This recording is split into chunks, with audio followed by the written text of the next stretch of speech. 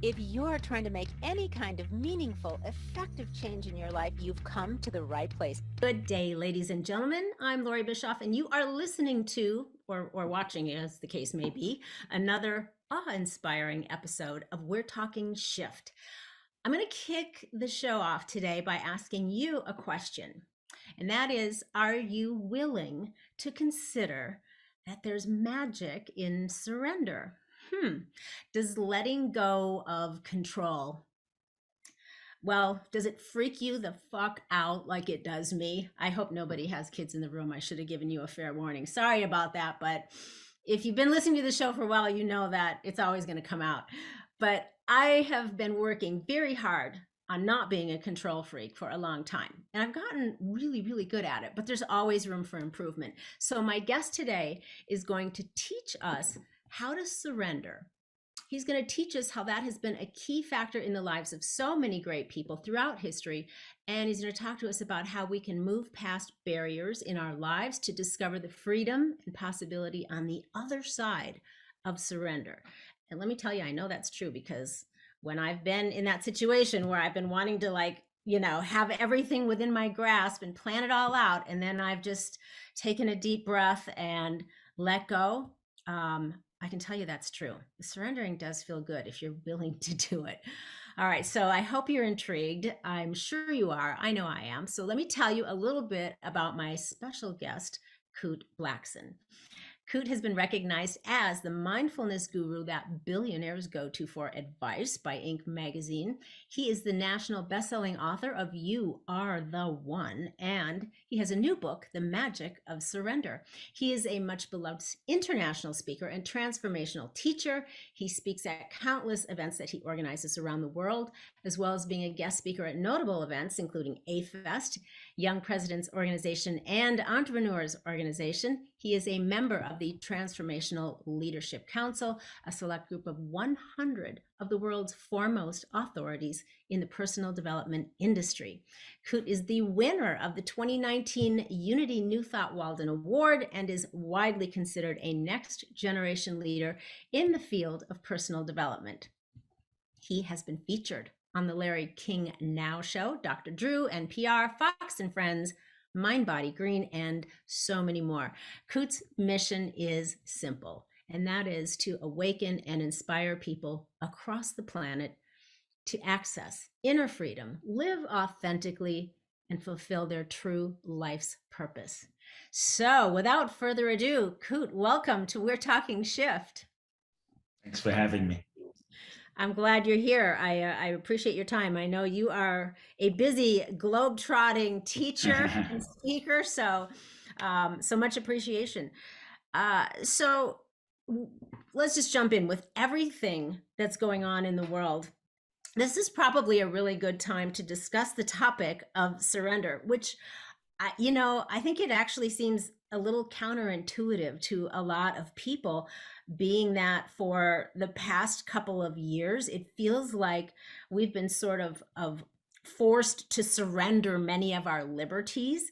It's been kind of like being in a bit of a straitjacket. So the idea of surrender may initially make the backs of many people kind of stiffen up and have them thinking, no way, I'm trying to take back my control. I've surrendered enough. So how do you explain to them, like, define surrender in the context that you are talking about? Let's define it first so people understand that we're not talking about giving up in the way initially we would think. And then I want to talk about your mom. Sure. Yeah, I think there is this misconception in our culture today that I feel is limited, a limited perception, a limited understanding that to surrender means giving up, that to surrender is weak, that to surrender is passive, that to surrender is to do nothing, that to surrender you're going to be a victim, you're going to be taken advantage of, that to surrender means you're going to be a doormat, that to surrender means you won't manifest your goals, dreams, and desires, that to surrender means you're going to get less in life. And I'm actually reframing a new vision of what real, authentic surrender is. and the possibility that through real surrender, not this sort of inauthentic surrender, through real surrender, you don't get less, but what if you got more than you could even imagine and conceive with your limited ego and mind's capacity to imagine life and what's possible? What if you got more joy, more, maybe not what you expected, but more? And so just to define it, surrender is to let go of control, at least the control that we think that we have. Because I think if you look at the last 2 years, the universe, life has put us through a global seminar on surrender. I think we've been initiated into surrender, in the sense that we thought we were in control, and as human beings running around doing our thing, living life, great plans, and then boom, or whatever you want to call it, a pandemic hits, and we're like, well, what the hell's happening? And so I think on a spiritual level, it's a reminder that maybe we're not as in control as we thought. And so surrender is letting go of control. Control is a master addiction. The reality is there's so much in life that we are not in control of. There's so many elements of life. And even when we think we're in control, many times we're not in control. We just have this illusion of control. And the master addiction is control. And surrender is when we stop trying to force life to fit our limited idea of what we think it should be. And we stop trying to manipulate life to be what we think it should be, or manipulate a person or a relationship to be what we think it should be. And it's a letting go of who we think we should be, the life we think we should have. And it's an allowing, it's an openness, it's an availability, it's a letting go, it is a curiosity. And I think when we truly surrender and open ourselves and we become fully available to the authentic life that is seeking to emerge and express through us, not what we think we should be living, but the true authentic nature of our life, the true authentic nature of ourselves. When we truly become available to that, to me, that is surrender. Then we take surrender is to take the limitations, the limits that we put on life, often unknowingly, with our good intentions. We want what we want, and we get so attached to wanting what we want. And so surrender is to let go of the attachment. It isn't to not have desire or move in a direction. It's to let go of that attachment, because in that attachment, we often so hold tightly onto what we think should be.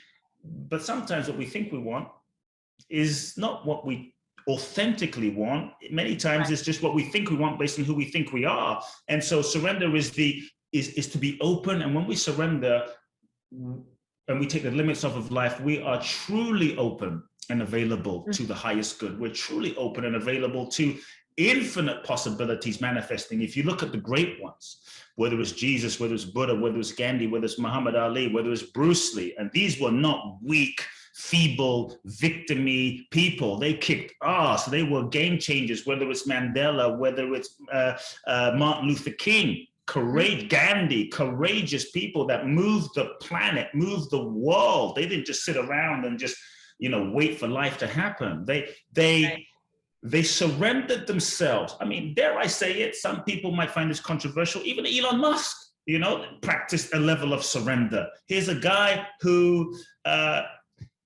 sold PayPal, made $200 million, felt a calling to start these businesses. It was his calling. It was his own soul's calling, and risked everything. How many of us would risk everything we have to follow an intuition, a calling? You don't have to agree with certain things, but that's an example of someone living surrender, even in business. And so these individuals that surrendered themselves to a vision that was bigger than themselves, to a calling that was bigger than themselves, to their souls, to their deeper intuition. And so that's what surrender is. When you truly feel the deepest impulse, feel the deepest truth, feel your deepest integrity, and then you align your actions and your strategy, your actions, your resources, your marketing based on what's truly aligned, and then give 100%. So surrender isn't passive.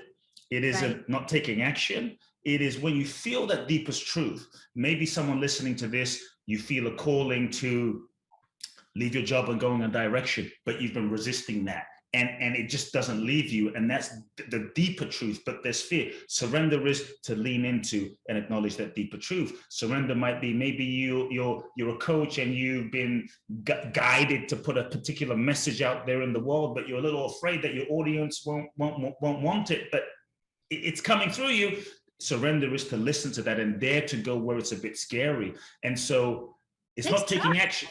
Right. It takes trust, it takes courage, it takes willingness, it takes openness. But to me, magic, the reason I call the book The Magic of Surrender, not the art of surrender, not the power of surrender, not, the thing of letting go. It's the magic. Magic is not a hocus pocus Harry Potter thing. Magic is that which is beyond your mind's identity, personality's capacity to imagine what's possible. It's beyond your wildest dreams. What's beyond what you can imagine? The ego mind is only able to imagine based on its realm of experience and reference from the past. So whatever we project and imagine from the level of the mind, it can be good, but it will be limited. Someone like Mandela followed his soul. He surrendered. It took him somewhat unexpected. It took him 26 years in prison.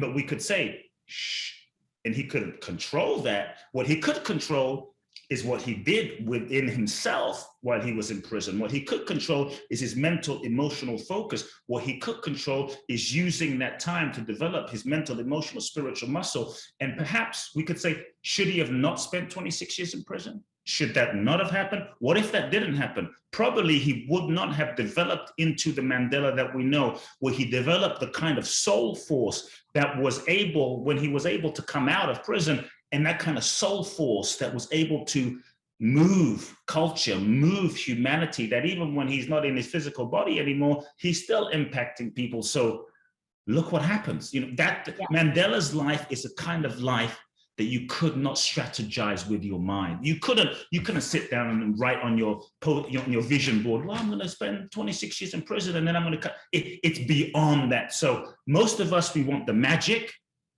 but we don't want to surrender. And all I'm saying is there is no magic without surrender. Surrender is the formula. Surrender is the password to freedom. And to me, that's the invitation I want to give people. Yeah, I love that. Because really, I'm so glad you really laid that out well, because it is different than what a person would initially think or react to, especially somebody that hasn't done any of that real sort of spiritual or mindset work. And that is where, I find a lot of, it's a big gaping hole in what people are focused on. They're so focused on all of the attainment of their things and controlling things and managing things and being and doing and having, and they're responding so much to emotions, but they're not connecting the dots that what they're thinking about and dwelling on and the meaning that they're applying to things is the core and the source of all of their stress and anxiety and anguish and yearning and feeling like they can't have or do or be whatever it is that their soul really desires. And to be able to be still and quiet and stop trying to be the puppet master of everything and everyone in your life allows that calling and that desire, the real thing, to rise to the surface. And then, as you say, you got to be willing to surrender to it, meaning you need to be able to trust what that is, and then have the courage and the faith and the chutzpah and whatever you want to call it to follow it. The willingness. Yeah. It's a big leap of faith for a lot of people. And I think what you said about the last 2 years, and people feeling like their liberties taken away. Here's the reality. There are so many things that we cannot control. We can't control the government. We can't control what another driver does driving down the street and driving opposite us with nothing in between. We can't control them hitting us. We can't. But like in the last 2 years, What we can control is how we respond. What we can control is the meaning we choose to make of what has been occurring. What we can control is using this time to perhaps step back and reevaluate ourselves, reevaluate our lives, reevaluate what's important, reevaluate our vision, reevaluate our purpose, reevaluate where we're going, reevaluate who we're going to be. And I think you can see the last 2 years as something disastrous and be a victim to it, or you can see these last 2 years as an evolutionary opportunity where life has given us the impetus to stop for a second, get off the TikTok hamster wheel that we were on and the treadmill, to step back and really rethink and reevaluate as an invitation to go to the next level and to ask ourselves, who am I and what's important? And I've been going so fast, but is what I'm doing what I want to be doing? Because many times we don't think about it, we're just doing it. Is where I'm going, where I want to be going. Some of us, we were running so fast, we were afraid to stop running, but we didn't even know where we were running to. And so the last 2 years, perhaps we can see it as it's happening to me, or we can say, well, this is happening, it's happening. I can't stop what's happening, but I can respond to it. I can choose who I'm going to be in the face of this challenge, in the face of this adversity. And I can use this opportunity to find a deeper sense of freedom within myself, and use this as a classroom like Mandela, right? To find that deeper freedom and look at, okay, if this is a classroom, if Mandela can do it, I can do it. And we were certainly in a better position than Mandela. And if I can then say, okay, I'm going to reframe the situation as an evolutionary opportunity for my soul's growth, how can I use this to find that deeper freedom? And what is freedom? And look at and use it to look at all those places that all of us, we may have placed our sense of identity, our sense of freedom, our sense of security, our job, our friends, going out, status, this, that, all those things externally, that is everything in the external reality is transitory. And so I think the opportunity we had was to go inside and say, okay, who am I really? Who am I really? And what is my freedom really? How much of my freedom is based and dependent on things outside that can come and go like the wind? And how can I take my power back? Like truly take my power back and find my inner sovereignty. And then how can I maybe start living that in the world? And so I think there was a profound evolutionary opportunity for us to all awaken in the last 2 years, awaken to our real truth. And I think that's what's exciting. That's what's exciting. And we can fight it. It shouldn't be happening. See, all suffering arises. In any moment of suffering, you will always find this belief, and this is a pattern of resistance that we have. The experience, so folks, if you're in a moment of suffering, it could be on the traffic, it could be in a relationship, it could be any moment. Check yourself. You will see this belief. The experience that I'm having is not the experience I should be having. I should be having some other experience. The experience I'm having is not the experience I should be having. I should be having some other experience. Whenever that pattern is running in your mind, instant suffering. And so surrender is, and we can go into this later, but surrender is the open-hearted participation. That's the key. It's the open-hearted participation with the process of life that is happening, where you ask yourself, okay, I don't like what's happening. You don't have to like it. I don't like what's happening. I don't agree with what's happening, but it's happening. There's nothing we can, there's a recession happening. This is happening, but it's happening. And so what is this calling forth from within me? And how can I participate in this process with a full open heart, arms wide open, so that I can use this experience, this situation, this moment for my soul's growth and evolution? There's two levels. You see, one level, you can go into acceptance, and that is a stage of surrender. Acceptance is a stage where you say, this is what it is. It is what it is.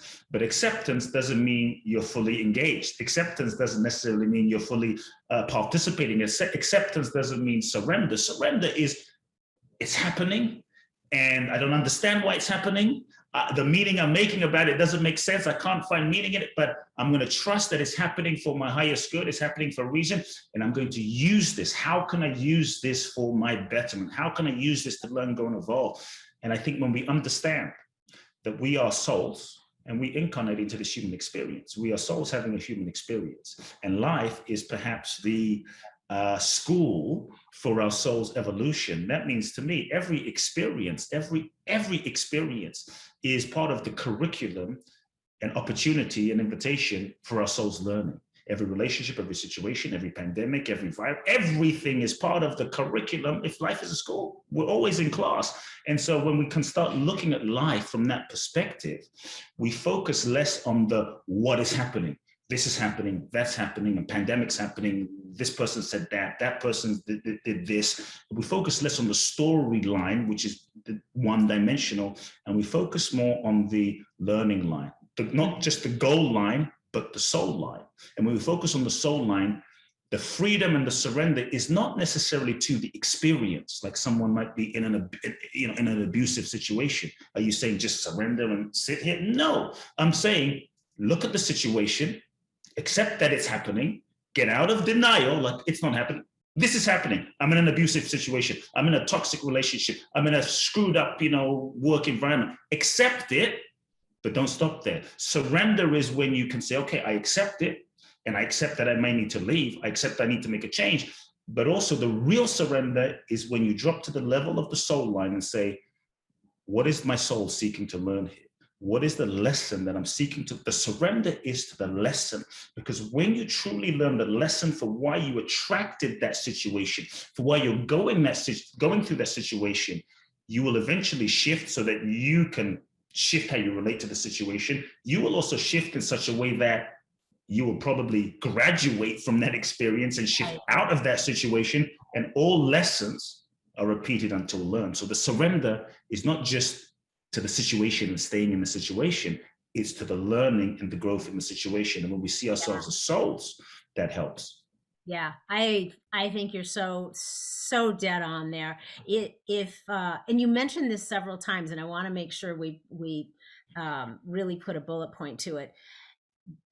The things that are happening, and you are in resistance to it because, as you say, you think this is not supposed to be happening to me or around me. I'm not supposed to be having this experience, that resistance. If you don't switch things in your mind to this is using me, but instead to how can I use this? Because when things are not going the way that we think they ought to go or want them to go, we start to feel, right, like victims, which is a terrible, counterproductive, disempowered mindset to be in. You never want to be in a victim mindset, even when perhaps you have been victimized, but that's different than wearing the hat of being a victim, right? Yes. Still be somebody that has been victimized, right? But that puts the responsibility on the person that was behaving badly, not you. That role was something they did. So you can still, it doesn't mean that something bad wasn't perpetrated against you, but you have the choice to not be used by that situation and to become a victim and make that your I am. That would be, that's a horrible mistake to make as well. But instead, though, always turning these things around to, rather than feeling like you are a victim of circumstances, to how can I use this? And asking yourself such a better question. Why is this happening to me? Is not a good, powerful question. Mm-hmm.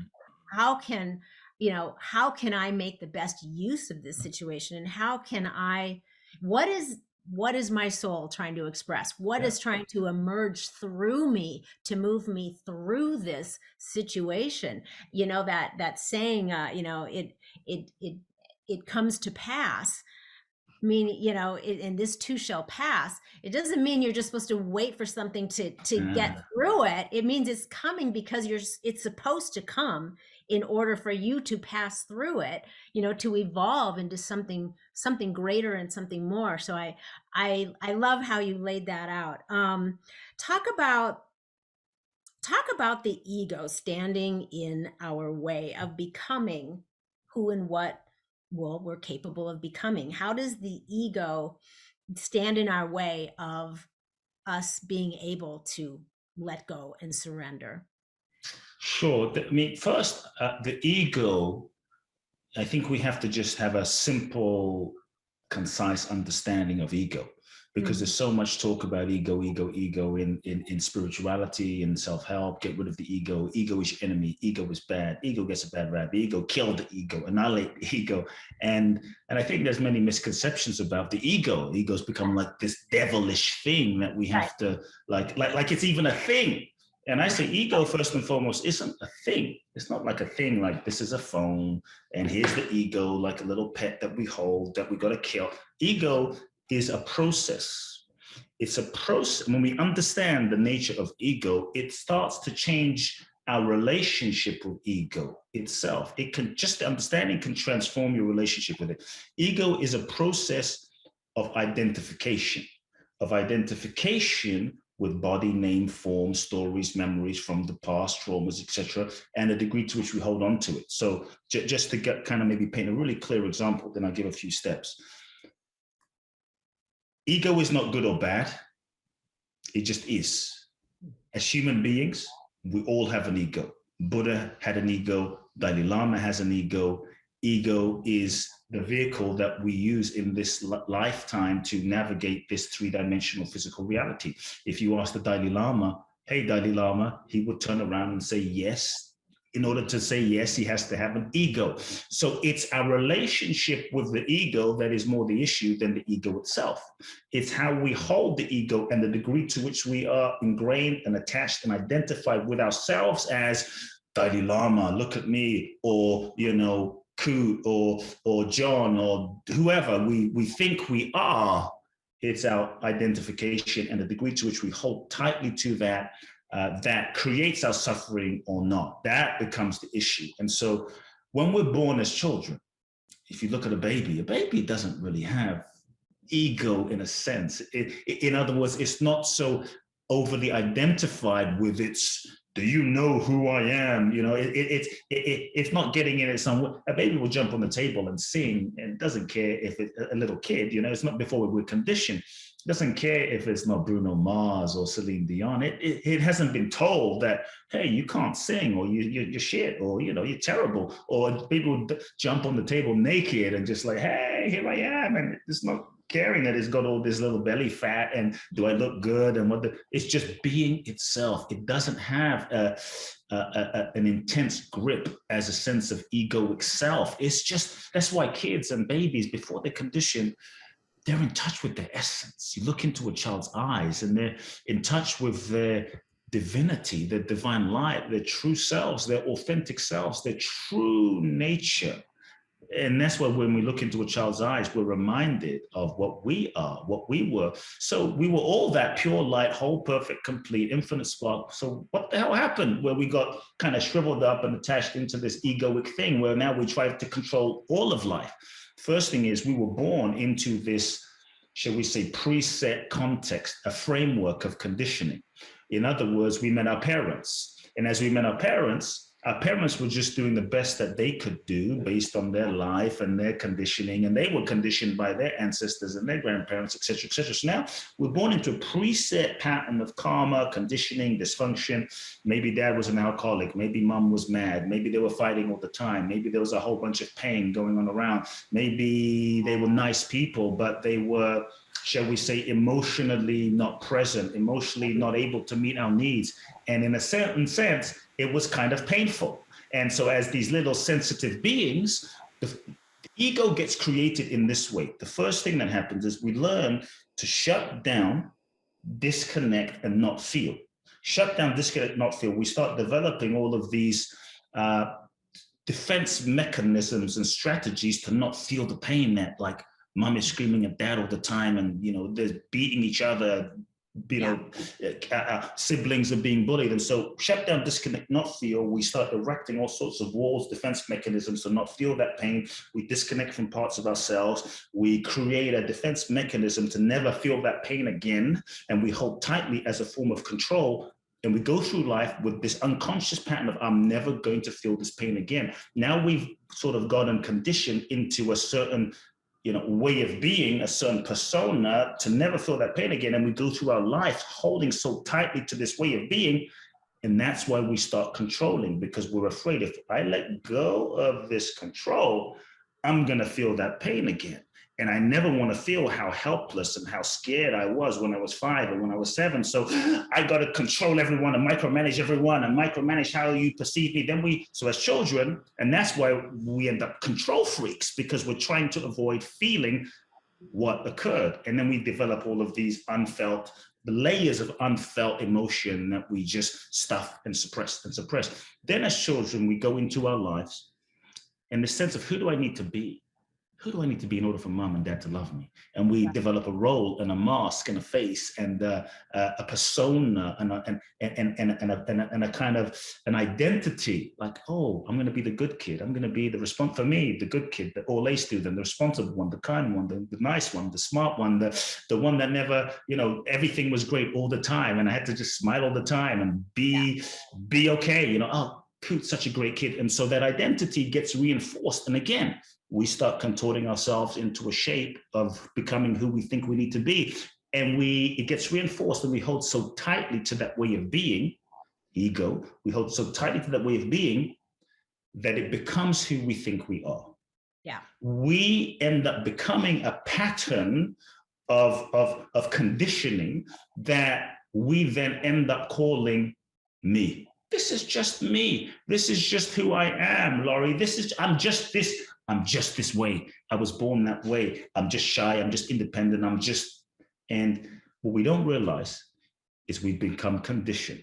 And the degree to which we're conditioned is the degree to which we're not free. And the degree to which we hold tightly to this conditioning is ego. And when we can realize, ego is not who I am. What I am is pure consciousness, pure beingness, pure essence.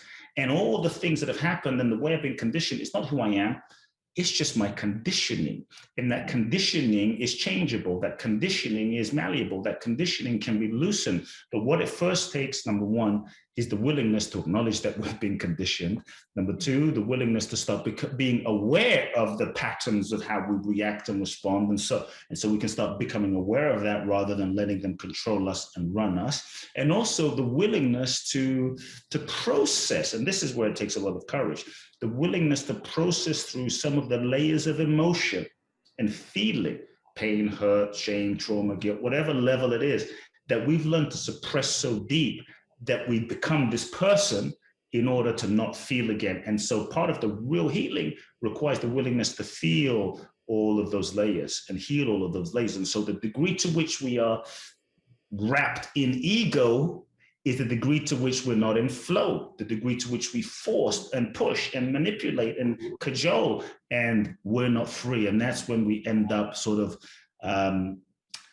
resisting life and resisting surrender, because to let go, like you're asking me to let go, for the ego, it's terrifying.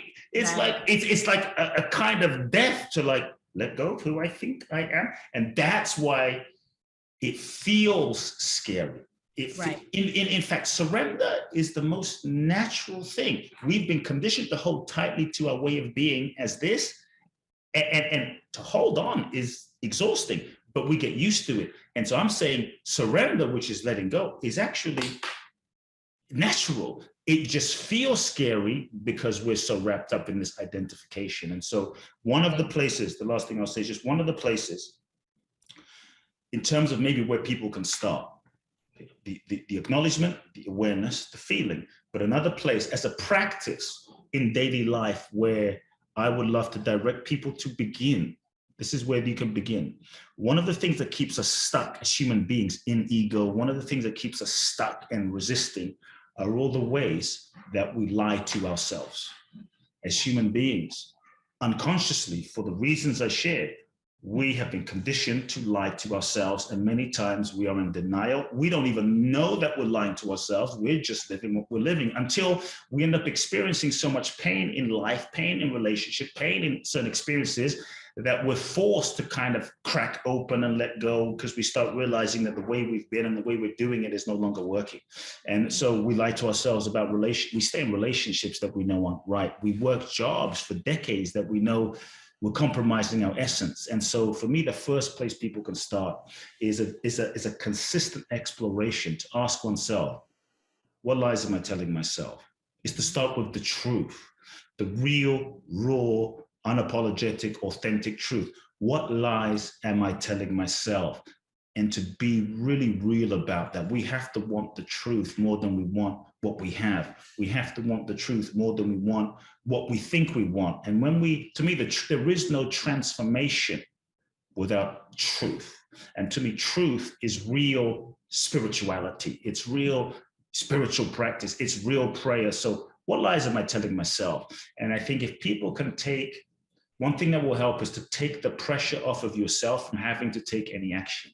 Because sometimes the fear of having to take action in terms of the consequence can create more resistance, where we're like, if I really acknowledge that I'm not in love, if I really acknowledge that I hate my job, then I'm going to have to leave. And so we kind of sometimes go into this smoke screen of confusion of, I don't know, and I'm not sure, and I'm confused, when deep down, we know what the truth is, but we're afraid of the consequence. So if you can just say, you know what, I don't have to take any action, but I'm just going to acknowledge the truth as a step one.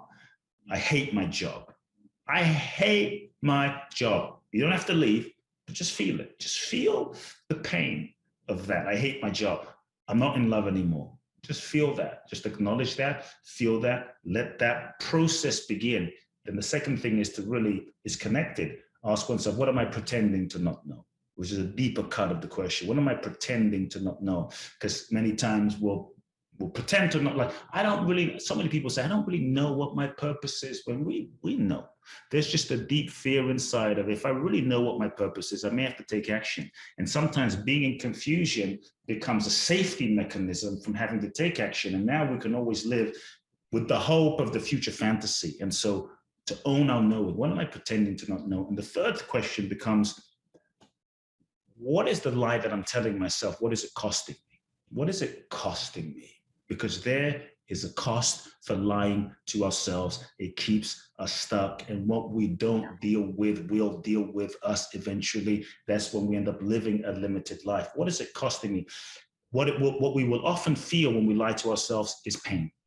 Many of us, we end up feeling so much pain in our lives, but pain is a gift. Pain is a blessing.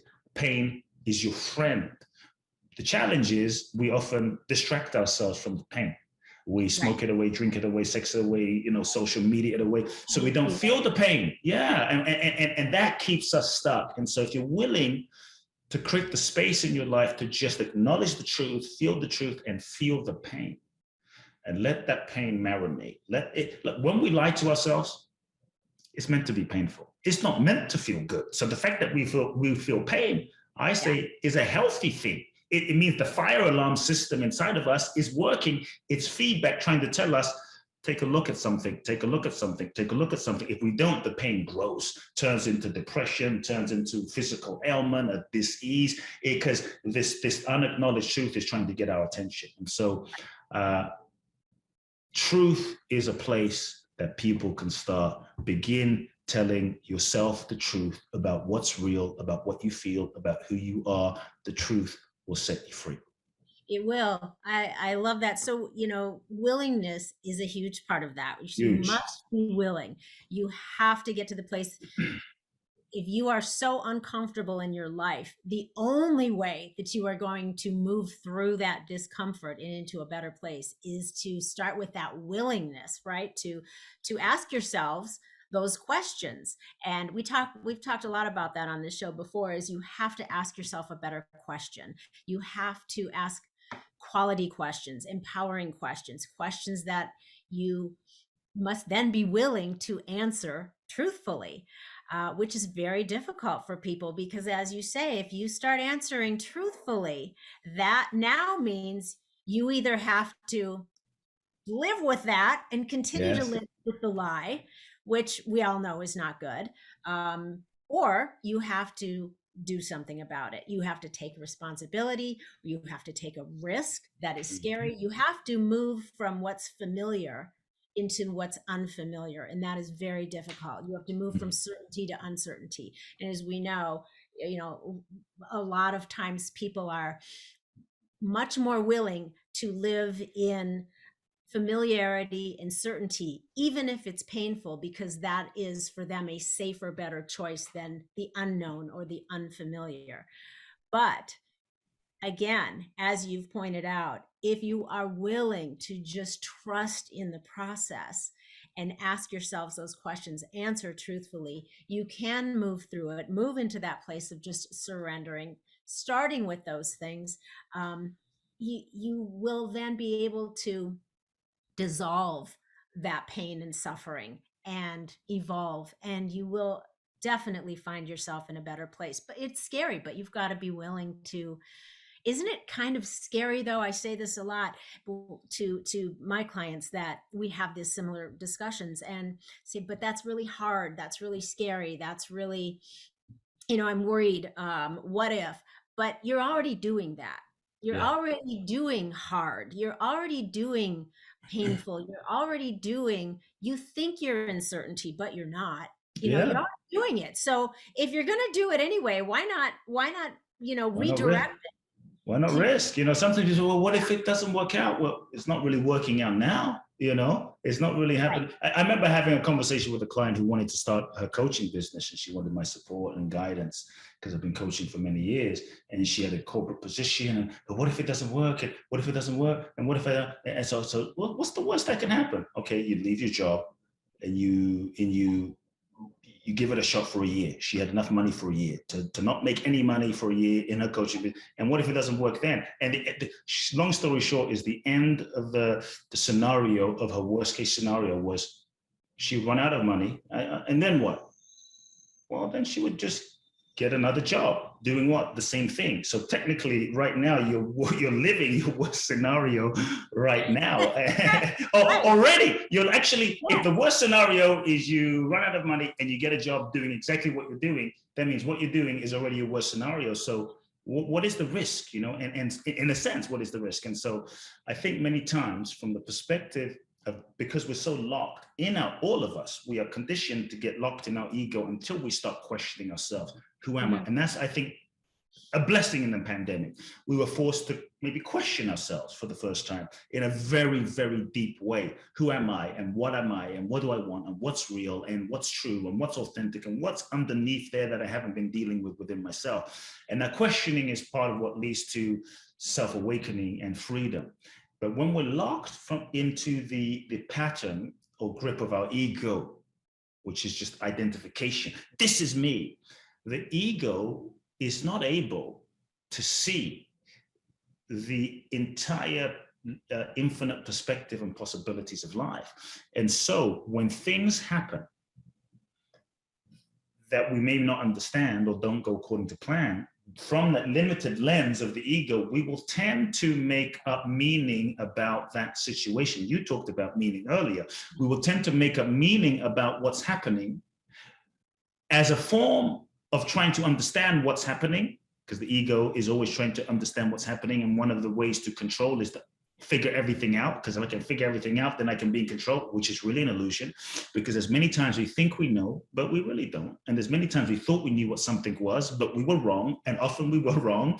And so often the interpretation that we make up about an experience or a situation will be limited because we're interpreting it from the lens of the limited mind and limited ego. And I want to ask people a question to sit with. If you really reflect, because people might be thinking, how do I trust more? If you really reflect on the things in your life that didn't work out how you thought, think about all the things that didn't work out and how they ended up working out better than you could have imagined. Now, there's always a naysayer that says, no, but I lost my job when I trusted and the shit didn't work out. So think about now the things that didn't work out and you think initially worked out worse. Like you lost your job, then you moved into your parents' house and you got a divorce. And in the moment that it's happening, it might seem like it worked out worse. But many times, with a little space, with a little perspective, with a little time, a year later, 5 years later, a decade later, you look at that worst thing that you think was the worst thing that really didn't work out. There's the proof. And you'll see that if you didn't lose your job, you would not have moved back home. If you didn't move back home to your hometown, you wouldn't have met your business partner. You wouldn't have met your soulmate who then you had a kid with, and all these things. And so in the moment when something's happening from the perspective of the ego, we're not always able to see why it's happening and make sense of why it's happening. This is why I say, when something doesn't go according to plan, don't make a meaning about it. Don't try and understand it. Don't try and latch onto an interpretation. Actually, surrender is to step back and get curious. Curiosity is a key quality in surrender. It's the willingness to not know, rather than, oh, I know why this is happening. I know why this is not happening. I know why this is happening. It's like the willingness to say, I don't know why this didn't happen. I'm going to do my best to trust, even though I may not trust fully right now. But at least I'm not going to make a meaning about God doesn't love me, I'm a victim, it's wrong. I'm just going to say, I don't know. And in that not knowing, there is an openness, availability to allowing life to show you, allowing life to reveal itself to you. And I promise you, with a little time, if you're truly open, not just to hearing what you want to hear, because when we want to hear what we want to hear, we go through life with tunnel vision. If you're truly open, then life will reveal itself to you. And part of surrender is the willingness to allow life to lead you rather than you pushing life. It's when you can allow life to lead you, then you can embrace the unknown more. And when you can embrace, like our ability to be free is in direct proportion with our ability to embrace the unknown. And when we're willing to embrace the unknown more, then we can allow life to guide us, life to lead us, life to show us, life to reveal itself to us. And then you start finding out that you don't have to know where you're going. And many times we think we know where we're going and we realize, shit, it wasn't leading me anywhere I thought. It was a different. I thought I was in Kansas, but I was in Africa, you know. And we can't see it in the moment. And that's, I think, the beauty of life. That's the magic of the willingness to say, I don't know, but not from a victim place of like, I don't know, so I'm going to sit here and do nothing. I don't know, but I'm going to lean in and something's moving me in this direction, so I'm gonna go in this direction. Something's telling me call that person. So I don't know why. And many times the mind tries to understand why, and we end up talking ourselves out of it. I'm simply saying part of surrender, even in a small way, it doesn't have to be a big, like I'm going to surrender everything. It just might be, I'm feeling life nudging me here. It's nudging me here. I don't understand why, but I'm not going to question. I'm not going to question. And I'm just going to pick up the phone and call up Loree and say, hey, Loree, I don't know why I'm calling you, but you were in my mind. Oh my God, I was thinking about boom. And so surrender is that willingness to just follow the nudging. Sometimes the guidance of life doesn't happen in a big siren bell or a billboard. It's just a gentle nudging. And if you follow the nudging, that's a moment of surrender. That's a mini moment of surrender. And that moment leads you to the next moment, leads you to the next moment. And all of a sudden you see yourself in a situation or an experience or circumstance that you said, wow, I'm here. This amazing thing happened. I couldn't have planned this. And so that's part of like surrendering even in little steps. Yeah, I think that that's such a good thing to impress upon people is you can literally practice surrendering on these little things because we're all getting these little nudges all day, every day. Yeah.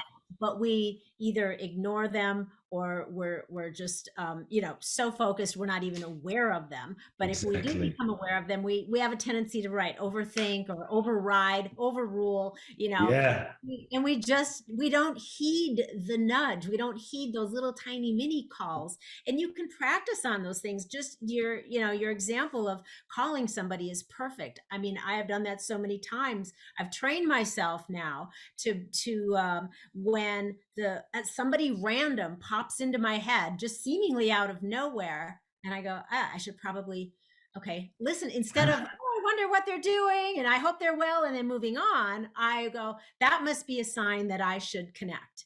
And so maybe it's a phone call, maybe it's a text, maybe it's an email, but I connect. So you can practice on the little things, or maybe you're driving somewhere to your, like you said, and hey, I just feel like I should turn down this road, or I feel like I should just stop in this coffee shop, or I feel like I should just follow it.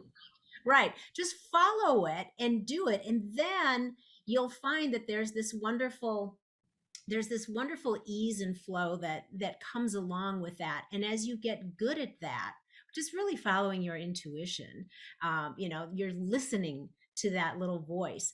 And then you start to feel more trusting and willing to follow that when it's something a little bit bigger that might seem a little bit risky or a little bit scary. And it literally is a practice. You get good at it and you get to trust more, and then you're willing to do something bigger and trust more, and it really builds upon itself. It's pretty it's kind of a magical thing. Which is that like is that the miracle zone? I mean, what is you That's miracles. Yeah, right? that I think when we surrender, because when like I always say, you don't have to know where you're going to get to exactly where you need to be, but there's something inside of you that knows. So what I have found, and I've lived it in my life, what I have found is when you're following that nudging, many times that nudging and that intuition is arising. It's a subtle sense that's different than your mind. It's arising from that unconditioned part of your essence. And it's arising from, let's say, source, the oneness, where everything exists. And because it's arising from there, it's not conditioned with your own ego or your fears or your wounds or your personality. It's arising from a deeper part of you. And when you follow that, then that guidance, because it's not arising from your limited ego or mind, it's not limited to what your ego and mind can create. That means you're now in an unlimited zone of possibility. And then what can unfold from following that unlimited guidance is also not limited. And that's the magic. And so I'll give you a quick example. Fake surrender and real surrender, okay? Now, people might say fake surrender. Fake surrender is this. Yeah, I know I need to let go. But I'll let go of this relationship, as an example. So long as, like, I'll let go so that they'll come back to me. I'll let go so that, and we have an idea or a projected, desire or wish of what will happen if we let go. I'll let go so that it's a letting go with a condition. The strategy, not a surrender. Strategy. It's a surrender as an egoic strategy. Yeah. But real surrender is when you say, you know what, something's nudging me here. Something's calling me here. Something, I don't understand it. It doesn't make sense, but I can't deny that it feels true. I can't deny it feels real. It feels like, I don't know. And so you follow that. And the willingness to follow that or let go of whatever you need to let go of in the process. And the willingness to not project into the future what you think's going to happen, project your intention into the future about it, but to say, I'm going to follow that and I'm surrendering because that's what I'm guided to do without any projection into the future, because what you might project into the future is always reference from your past. Yeah. And then you end up limiting in your future the possibility of life. So when you live in the unknown, you're not limited to the present or the past. It's truly in the now. It's unlimited. That is the zone of miracles, because you, as the ego self we talked about earlier, are not in the way anymore. You're out of the way. You're completely open. That's where miracles happen. Miracles happen when you aren't doing them. Miracles happen when you're not in the way. Just a reference, Jesus said, this is just an example. To me, Jesus was just someone who realized the possibility of who he was, And I think and he said, we're all capable of realizing what he realized. And so he was a miracle man, right? Miracle zone. Talk about someone who manifested miracles, turned water into wine. But here was the secret. He would say, it's not I that does the work. It's the Father. It's, to me, the Father, the universe, life, infinite intelligence, source energy. It's the divine, whatever label you want to. It's not I, little me, little Kute, little Loree, little John that does the work as an ego, personal power, personality. It's life that does the work through me. And anyone that did anything truly great, Gandhi, Muhammad Ali, Mother Teresa, they got themselves out of the way. And that's when they tapped in. that's when they tapped into the miracle zone and realized it's not me that's doing it. It's life, like life doing it through me. They showed up, they did the work, but they tapped into another dimension, you know, of life and magic and synchronicity that flowed through them. They weren't limited to just themselves anymore. That's the magic. Yeah. And I think, you know, along with the things that we were talking about earlier, being willing and trusting and all of those things, you know, it takes an element of humbleness to be willing to allow life to express through you. You really have to be willing to say, I really don't know anything. I know very little as a That's human. the truth. That is evolution. That is the sign of spiritual growth. I don't know anything. The deeper we go, the deeper I go, the more I realize I don't know a damn thing. I thought I knew, you know, but I really don't know. That's growth. Yeah, I remind myself of that quite frequently when I take my dog out for a walk, and I have this phrase I say to her, and I say, Nikki, look at, we're on top of the world. And it reminds me of the perspective that we're also myopic, you know, as we're stuck on this ball that's literally just suspended in eternity. You don't even have words to describe it. And if you remember that you are so tiny on this magical globe hanging out in the middle of eternity, you know, doing this magical work that it does, it really puts your life and what you think are your problems and all the good things and all of the not so good things in a proper perspective. And it allows you to go, crap, I don't know shit. I don't know anything.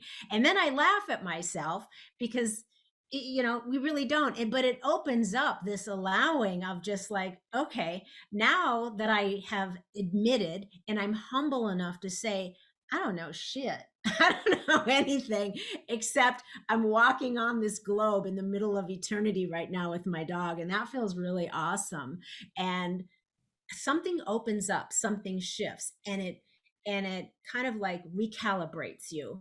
And then things just, everything feels like it's in a better place, and you're open to just more expression and more evolving and more growth. And it just puts you in such a more blissful state, no matter what is going on in your life. And so being able to have the tools or some sort of things, surrendering to be able to put yourself in that state, no matter what is going on around you or to you or with you or to people, you know, it just, it helps you to demonstrate to others what's possible, no matter what is going on in their life as well. And I think that demonstration it's contagious. So we're all contagious, right? And so we have the choice though, Kute, are we going to contaminate people with negative stuff and low vibrations and, you know, just erroneous thinking, or we can contaminate people with this higher vibrating, with this state of peace, with this state of allowing and surrendering and let life express through us. And it's such a much more beautiful way to spend time and experience life. So on that note, I hope you will come back because I have a whole page of questions that I did not get to talk about. Yeah, and I really, really love talking about the spiritual aspect of things. And I think that we don't have enough of that going on in our world right now. So I hope you'll come back and let's dive more into it. Plus, you got to come back and tell me your going rogue story, and you got to come back. I'll be back. I want to talk about your mom too, because I was so, I love her story, your parents' story. I would like you to, so we're just going to tee that up for next time. Yes. Meanwhile, I do want you to share with people where they can find out more about you, all your stuff, where to get your book, everything. Go. Thank you. Yes. The Magic, depending on people listen to this, the Magic of Surrender book comes out, especially in paperback on May the 3rd. And so get the book, order the book, pre-order the book the whole week of the May 3rd week till May that entire week. You can pre-order the book on Amazon. Go to Amazon, The Magic of Surrender, Kute Blackson. For those that get the book, I'm doing a special virtual online event on May the 7th. It's called Reinvent Life. Going to be sharing with you how to reinvent yourself, letting go of the past, connecting with your power, and sharing your gifts with the world. That's May the 7th for those that pre-order the book. And so once you get the book on Amazon, go to www.kuteblackson.com/reinvent seminar. And then you can enter your name, your email, and your receipt and get access to a whole bunch of free gifts, and also the May 7th event live as well. So hope to see you there. My main website is Kute Blackson, Instagram Kute Blackson, Facebook Kute Blackson. And those that perhaps want a deep dive of transformation twice a year, I do my favorite event twice a year, 12 days in Bali. It's a deep dive of transformation. It's called Boundless Bliss Bali. So that's www.boundlessblissbali.com. Awesome. And we'll put those links in the show notes too. Thank you. So people can easily find you. And that event, that stuff is like right around the corner now. We're upon it. So make sure everyone to check it out. Kute, you have been awesome. Thank you so much for your time. And I do look forward to our next conversation. So everybody, just know Kute's work has changed thousands of lives around the world, and it can change yours too. So if you are a seeker and you are always looking for ways to grow and evolve, make sure to check out his new book, The Magic of Surrender, and of course, his website and all of the links that he just told you about. There's a lot of goodness going on there. And then remember, surrendering and letting go of control can often lead you to a much better life experience.